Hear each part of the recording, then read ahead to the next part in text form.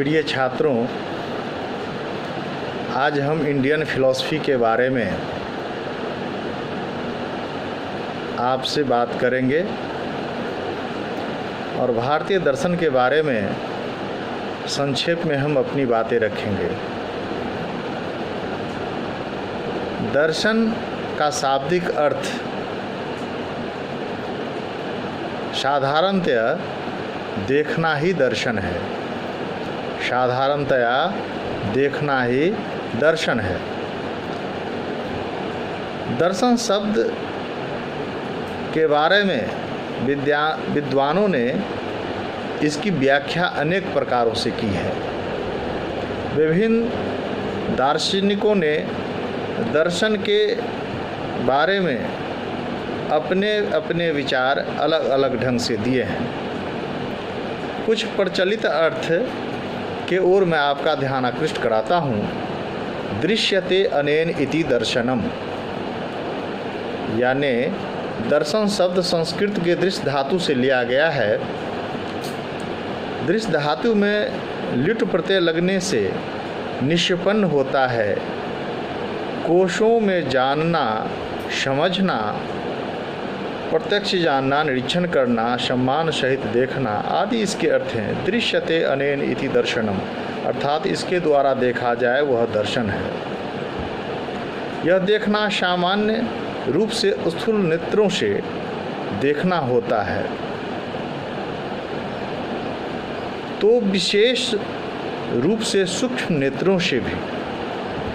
यह देखना सामान्य रूप से कहने का तात्पर्य है कि हम किसी विषय वस्तु के ओर हम दृष्टिपात करते हैं, किसी पदार्थ को हम देखते हैं, तो देखना दर्शन तो है, लेकिन उसे हम सूक्ष्म नेत्रों से, सूक्ष्म रूप से भी अगर हम देखते हैं, उसके बारे में हम दार्शनिक रूप से अध्ययन या मनन करते हैं, चिंतन करते हैं। जैसा कि मनुष्य स्वभाव से भी एक चिंतनशील प्राणी है, तो यदि हम उस रूप में देखते हैं तो वह भी दर्शन है।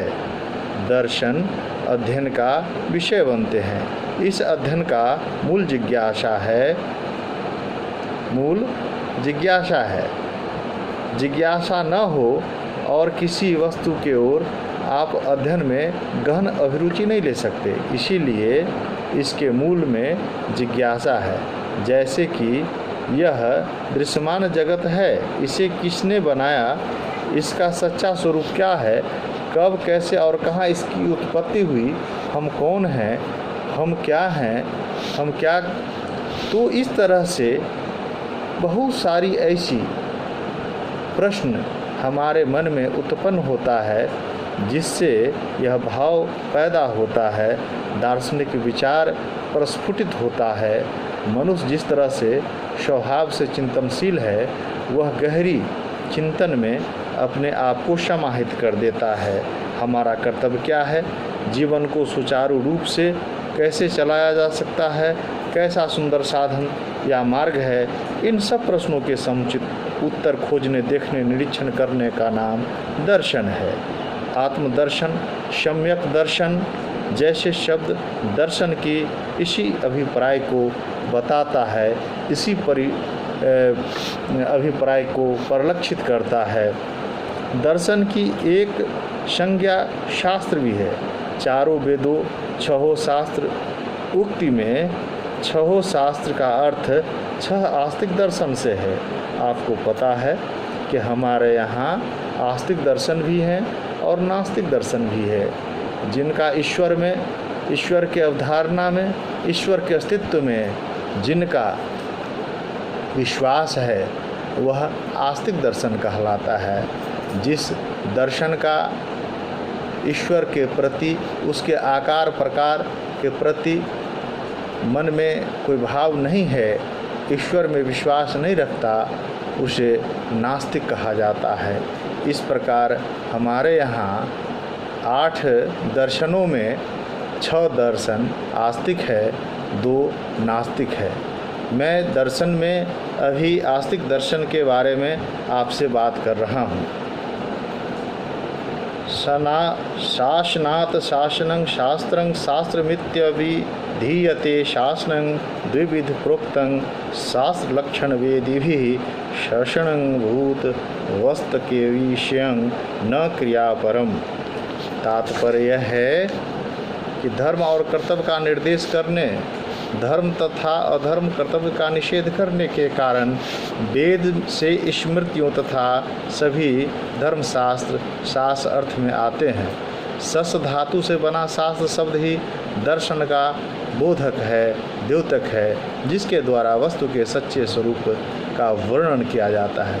दर्शन के अंतर्गत स्थूल सूक्ष्म सभी तत्वों का स्वरूप जानने का प्रयास किया जाता है।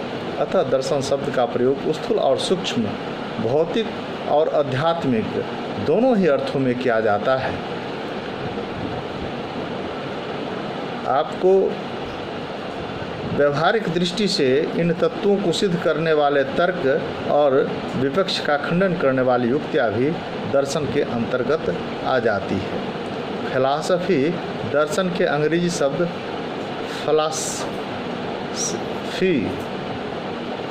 फिलॉसफी दर्शन के अंग्रेजी शब्द फिलॉसफी, और यह शब्द दो ग्रीक शब्दों के मेल से बना है। फिलॉस का अर्थ प्रेम या अनुराग तथा सोफिया का मतलब ज्ञान या विद्या है। अतः इस शब्द का अर्थ विद्या का प्रेम या विद्यानुराग कहा जा सकता है।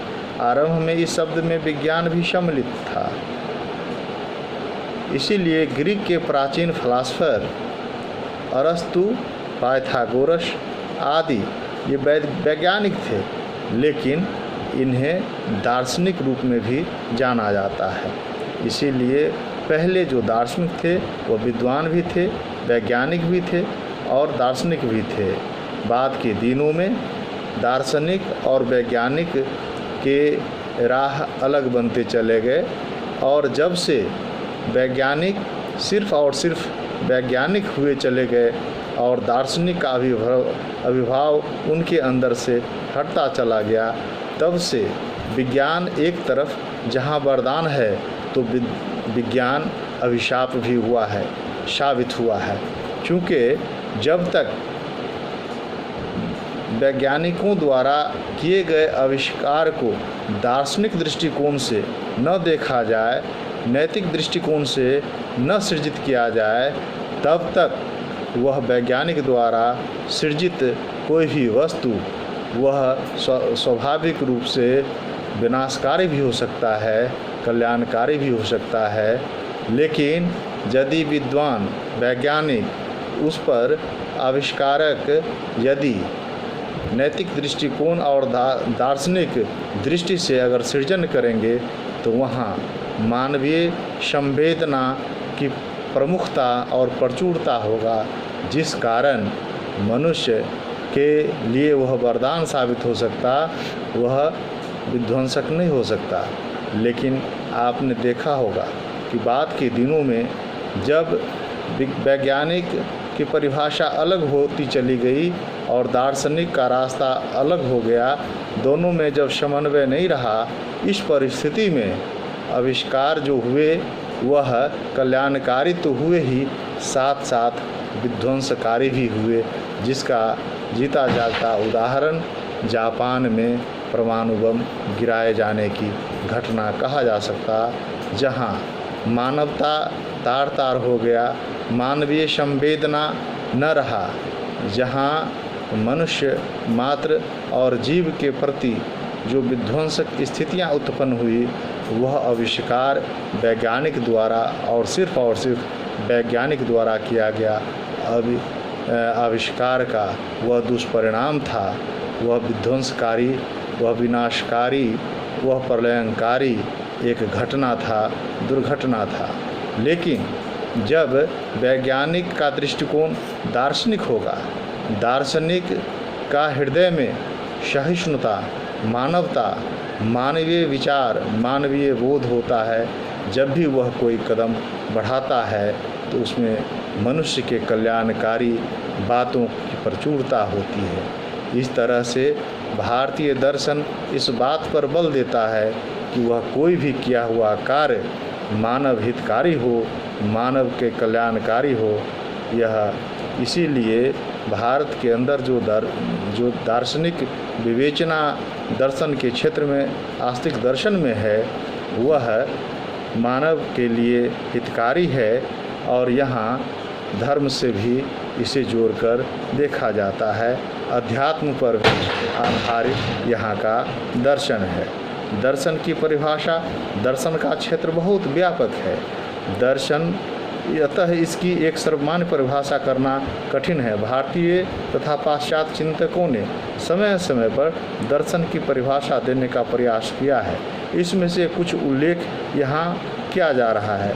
मनु स्मृति की बात यदि हम करें तो मनु में दर्शन को सम्यक दर्शन मानते हुए उसे आत्मा का आत्म साक्षात्कार में समीकृत किया गया है। सम्यक दर्शन संपन्न कर्मभिर्न निबध्यते दर्शनेन विहीनस्तु संसारं प्रतिपद्यते। अर्थात सम्यक दर्शन से युक्त होने पर कर्म मनुष्य को बंधन में नहीं डालते। मनुष्य अगर कर्म करते हैं और सम्यक दर्शन से युक्त हैं तो वह बंधन मुक्त हैं। जिनको यह सम्यक दृष्टि नहीं है वे संसार के माया जाल में फंस जाते हैं, जन्म मरण के चक्र में फंस जाते हैं। विद्यानिवास मिश्र ने भारतीय चिंतन धारा में लिखा है, सबको देखना ही दर्शन है।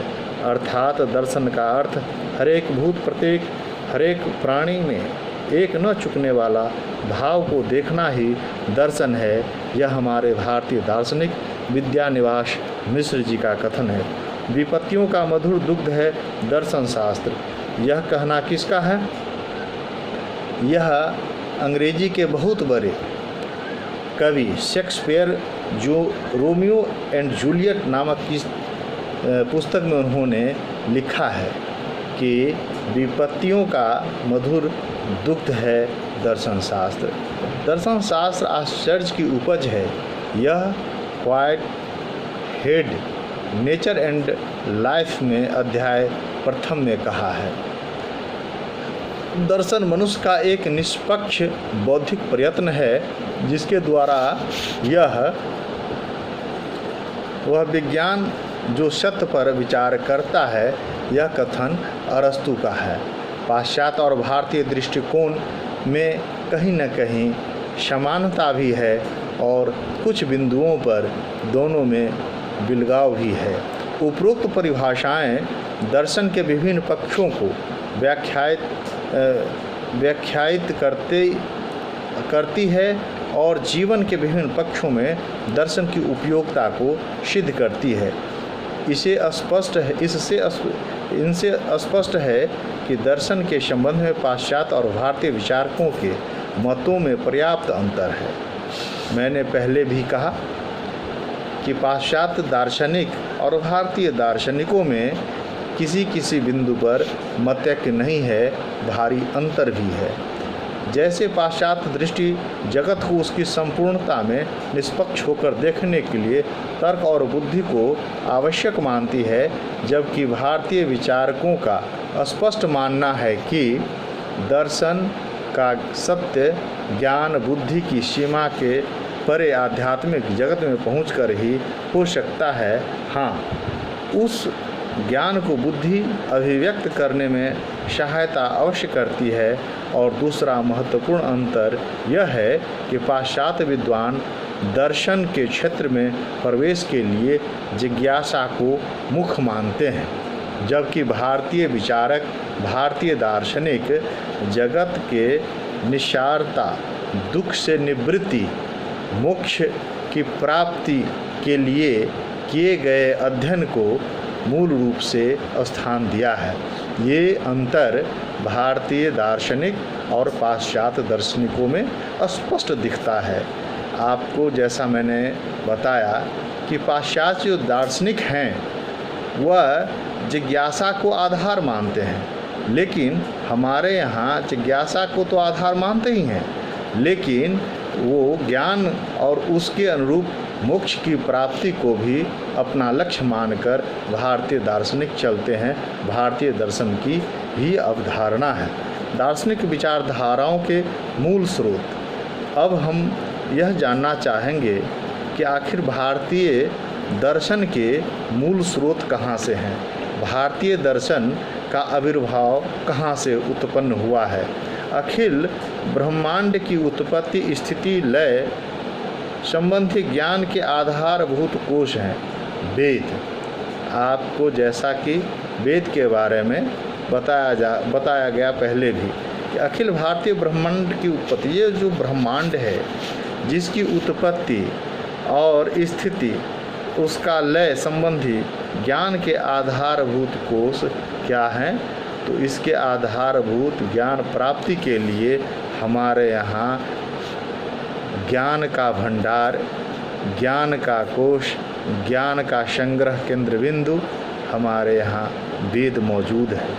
वेद 4 हैं, ऋग्वेद, यजुर्वेद, सामवेद और अथर्ववेद। प्रत्येक वेद के 3 भाग हैं, मंत्र संहिता, ब्राह्मण और उपनिषद। उपनिषदों में वर्णित वेद की व्याख्या को ही आधार मानकर दर्शनों का प्रादुर्भाव हुआ। अब यहाँ जैसा कि मैंने पहले कहा कि दर्शन कहाँ से प्रारंभ हुआ, इसका प्रादुर्भाव कहाँ से हुआ, अब यहाँ आपको स्पष्ट दिख रहा है, यह स्पष्ट हो रहा है कि जब प्रत्येक वेद में 3 भाग हैं, मंत्र संहिता, ब्राह्मण और उपनिषद, तो उपनिषदों में जो वर्णित वेद की व्याख्याओं को ही आधार मानकर दर्शनों का प्रादुर्भाव हुआ। यानी कि दर्शन के प्रादुर्भाव का केंद्र बिंदु उपनिषद को माना गया है। परवर्ती काल में ग्रंथ ब्रह्मसूत्र और गीता इसी श्रृंखला की कड़ियाँ हैं। अतः यह सुनिश्चित है कि दर्शन ने जिस सामग्री की विवेचना का आधार बनाया वे मूलतः वेद के विषय हैं। आपको स्पष्ट हो गया होगा कि कहीं न कहीं यह उपनिषद कहाँ से है, वेद से है। तो तात्पर्य यह है कि हमारे भारतीय दर्शन का जो आधार है वह वेद है। हाँ, अपनी अपनी दृष्टि से उन तथ्यों की विवेचना के आधार पर ही दार्शनिकों का मतांतर हुए। यूं महर्षि गौतम का न्याय है, कणाद का वैशेषिक है, कपिल का सांख्य है, पतंजलि का योग है, जैमिनी का पूर्व मीमांसा और बादरायण का उत्तर मीमांसा। सभी 6 दर्शन वेद के प्रति विशिष्ट आस्था रखने के कारण वैदिक दर्शन माने जाते हैं। जैसा कि हमने पहले भी कहा कि हमारे जो 6 दर्शन है, खड़ दर्शन भी उसको हम कह सकते हैं, यह आस्तिक दर्शन है और इसका मूल में उपनिषद के माध्यम वेद है और वहीं से निकलकर यह समय के साथ जो चिंतन धारा परिवर्तित हो करके जो मूल रूप में आया है, जो दर्शन के रूप में हमारे समक्ष है, यह वेद के प्रति विशिष्ट आस्था रखने के कारण वैदिक दर्शन माने जाते हैं। चूँकि वेद के प्रति आस्था स्वाभाविक भी है, इसीलिए कि हमारा जो शास्त्र है, हमारा जो दर्शन है, हमारे जो ऋषि मुनि और विद्वान और दार्शनिक हैं, उन्होंने जो ज्ञान अर्जित किया है वेद के माध्यम से, उपनिषद और उपनिषद से जो निचोड़ का आविर्भाव दर्शन के रूप में हुआ है, तो स्वाभाविक रूप से यह दर्शन वैदिक दर्शन कहा जा सकता है। इसमें कहीं दो राय नहीं है। वैदिक ऋषि ने पंचकोशमय देह के पार सृष्टि का विलास को देखा। सृष्टि विलास की इस क्रीड़ा में भाग लेती शक्तियाँ का साक्षात्कार किया और इस विलास से उत्पन्न नाद का श्रवण किया। इन्हीं अनुरूप शक्तियों की क्रीड़ा पर मुक्त होकर जब ऋषियों ने उनका वर्णन किया तो यह स्तुति स्वतः ही मानवीयकृत होती गई। परिणाम स्वरूप परवर्ती अध्येताओं ने इन्हें शगुन अर्चना मान लिया। इस प्रकार वैदिक ऋषि का निर्मल तथा शाश्वत ज्ञान इंद्रियों के धरातल पर आकर विश्ववेत्ताओं के लिए मतांतर का कारण बना। यानी जो भी विद्वान, जो ऋषि मुनि जो अध्ययन किए, अध्ययन के बाद जो उन्होंने अपने अपने ढंग से विचार रखा, स्वाभाविक रूप से अपना अपना विचार अपने अपने ढंग से रखने के कारण मतांतर होना स्वाभाविक हो सकता है। इसीलिए वस्तुतः वैदिक ऋषि ने सुस्पष्ट विलास में भाग लेती शक्तियों को उनके गुणों के आधार पर बड़े सूक्ष्म किंतु सार्थक नाम दिए और उन्हें देवता कहकर पुकारा। देवताओं की 3 श्रेणियां बनाई। पृथ्वी स्थानीय देवताओं में धन, अन्न, संतान, स्वास्थ्य और वैभव देने वाला अग्नि देवता, अंतरिक्ष में शत्रुओं के गुणों को नष्ट करने वाला, देवताओं का संग्राम में विजय दिलाने वाला पुरंदर या इंद्र जो वृष्टि का भी देवता है, और देवलोक में सतत क्रियाशील सूर्य के प्रतीक विष्णु जो 3 डगों में विश्व को मापने के कारण अरुगाय या अरुक्रम भी कहे जाते हैं। इनके साथ ही संपूर्ण संसार को देखने वाला, नियमों को धारण करने वाला, शोभन कर्मों का निष्पादक, प्रकाशित और शासक तथा शुभाशुभ कर्मों का फल देने वाला वरुण, सुप्त प्राणियों में जीव का संचार करने वाला शवितु मार्ग निर्देशक पूषा आदि देवताओं तथा देव की पुत्री उषा, अदिति, श्रद्धा आदि देवियों की भी बड़ी ही सुंदर अभिव्यक्ति की गई है। इन अनेक देवी देवताओं के मूल में एक शक्ति की कल्पना दार्शनिक जगत की विशेषता है, जिसे वैदिक ऋषि खोज चुके थे।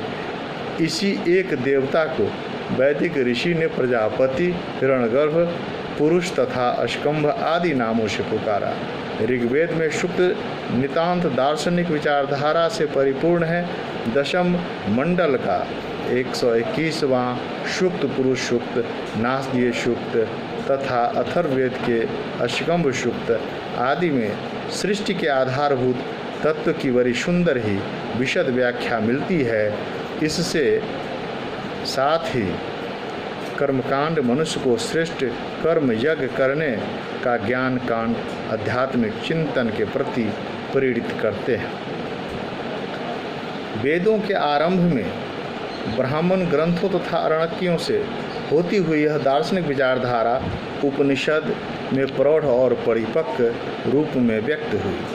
उपनिषदों में ब्रह्म, आत्मा, जीव, जीवात्मा, पंचकोशीय देह, जगत, माया, बंधन और मोक्ष जैसे गूढ़ गंभीर आध्यात्मिक विषयों पर विस्तार से गंभीर चिंतन हुआ। इसके साथ ही आनंदपूर्वक जीवन के लिए प्रवृत्त नीति नियमों व्याख्या भी यहाँ मिलती है। यही विचार और व्याख्याएं दर्शन की ठोस आधारभूत बनी। उपनिषदों के बाद प्रस्थान त्रयी के शेष 2 ग्रंथ ब्रह्मसूत्र और गीता दर्शन के आधार भूमि के लिए प्रसिद्ध है। गीता में परम ब्रह्म के सगुण स्वरूप भगवान श्री कृष्ण ने युद्ध में पलायन को उद्धृत मोहग्रस्त अर्जुन का संशय दूर करने के लिए जीवन व जगत के 4 तत्वों का अनुपालन व्याख्या की है, अनुपम व्याख्या की है।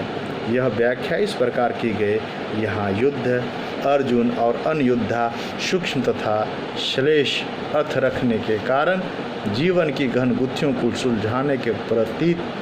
सुलझाते प्रतीत होते हैं। विशेषकर परम सत्ता, परिवर्तनशील जगत और जीवात्मा के बारे में श्री कृष्ण ने आधारभूत रहस्यों को खोला है तथा ज्ञान योग, कर्म योग और भक्ति योग के माध्यम से आनंद स्वरूप परमात्मा की प्राप्ति का मार्ग बताया है। दर्शन शास्त्रों का वर्तमान स्वरूप बहुत कुछ बौद्ध मतावलंबियों के संशयवाद के विरुद्ध संगठित हुई वैदिक विचारधारा के कारण पुनर्गठित है।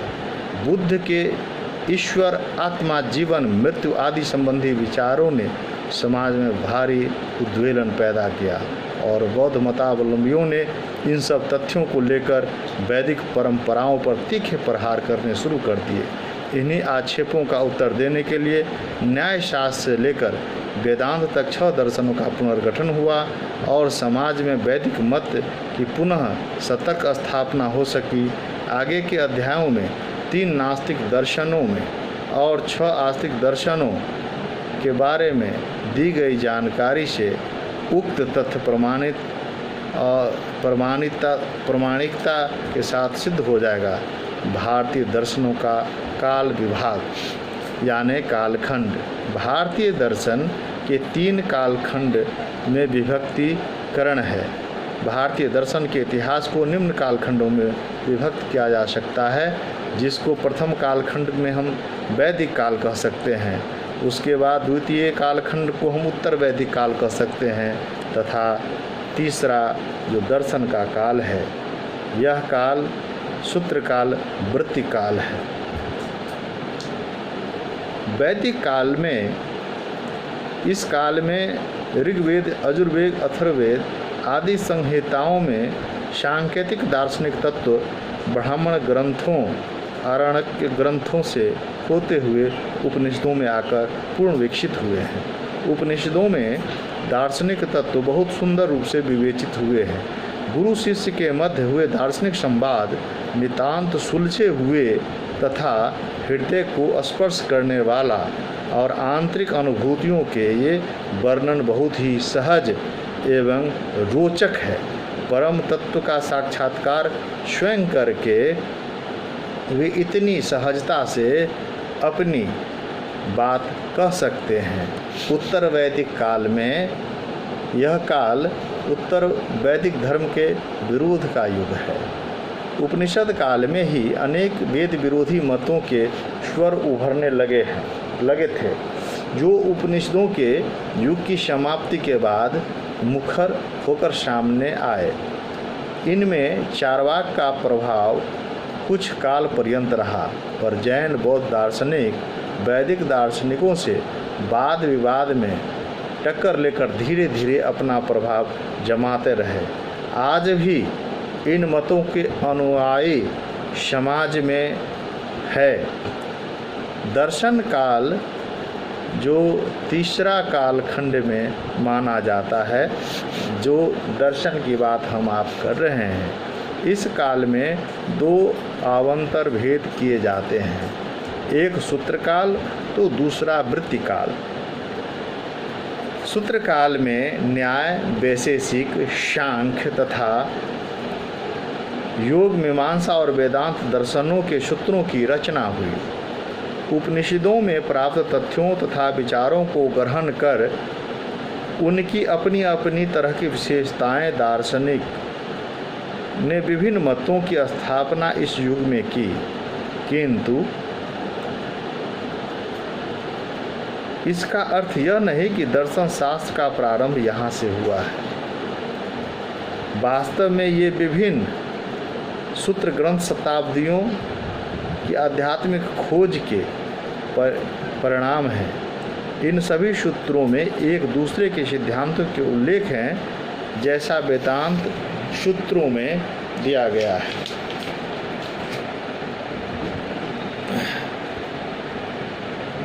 जो न्याय सूत्र वैशेषिक सूत्र से परिचित है, सांख्य सूत्र 5वें अध्याय में अन्य दर्शनों के सूत्रों का निर्देश करता है। इन सूत्रों का रचनाकाल के विषय के विभिन्न प्रकार के मत प्रचलित। सामान्यतः 400 विक्रम पूर्व से 200 विक्रम पूर्व तक इसका रचनाकाल स्वीकार किया गया है। वृत्तिकाल सूत्रों की शब्दावली इतनी गूढ़ और स्वल्प है कि वृत्ति की व्याख्या के बिना उसका अर्थ समझना कठिन ही नहीं, असंभव भी है। इस काल में सूत्रों का भाष्य, वार्तिक तथा टीकाएँ लिखी गई है। भाष्य हो, वृत्तिकार हो, टीकाकार सब अपने अपने क्षेत्र में नितांत मौलिकता से विचारों का प्रतिपादन करते हुए समर्थन करते हैं।